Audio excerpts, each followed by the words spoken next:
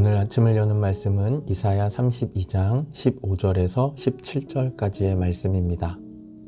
마침내 위에서부터 영을 우리에게 부어주시리니 광야가 아름다운 밭이 되며 아름다운 밭을 숲으로 여기게 되리라.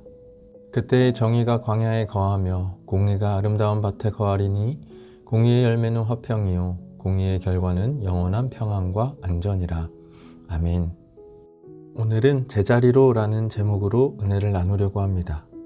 우리는 물건이든 사람이든 원래 있어야 할 자리에 있을 때에 안정감을 느낍니다.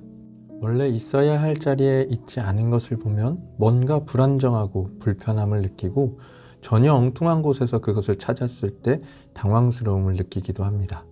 사실 요즘 뉴스를 들으면 비정상이 정상의 자리에 앉아 있는 것 같다라는 생각을 하게 됩니다. 그리고 이것은 하나님이 이사야를 통해서 말씀하셨던 그 시대에도 해당되는 이야기였습니다. 그 시대에도 어리석은 자를 존귀하다 불렀습니다. 우둔한 자를 존귀한 자라고 말했던 시절도 있었습니다.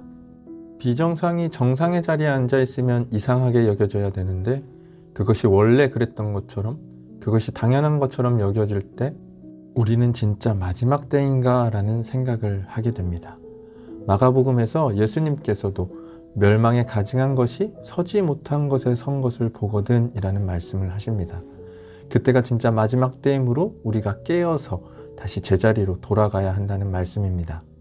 이사야 선지자는 제자리로 돌아가는 때가 언제인지를 우리에게 분명히 이야기해 줍니다.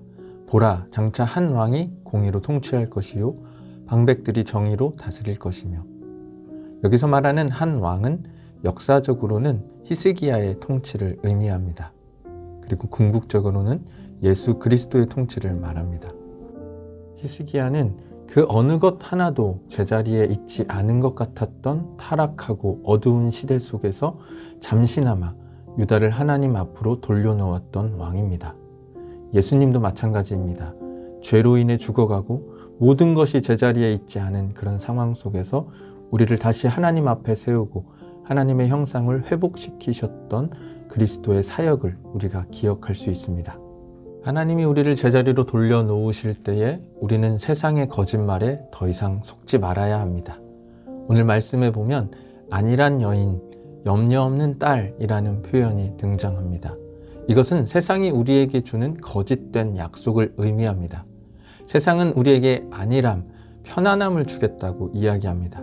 하지만 이것은 우리가 죄에 대해서 안일한 생각, 죄에 대해서 심각하지 않게 생각하게 만듭니다.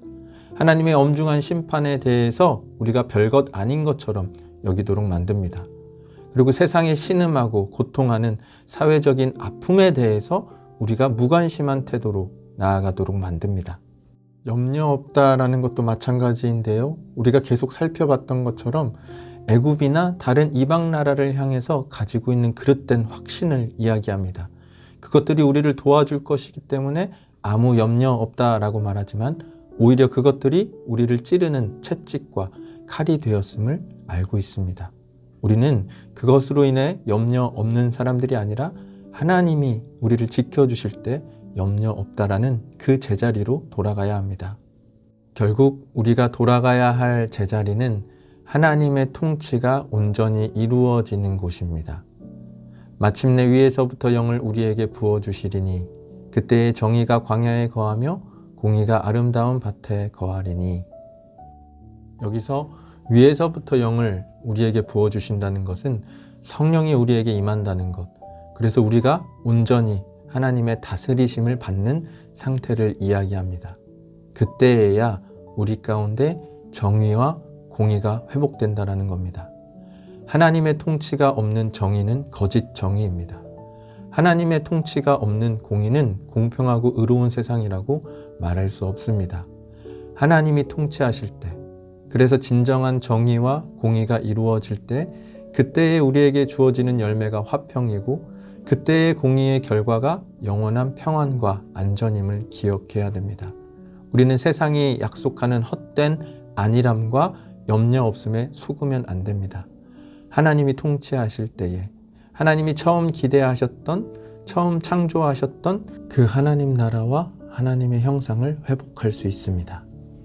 우리 모두 제자리로 돌아가야 합니다.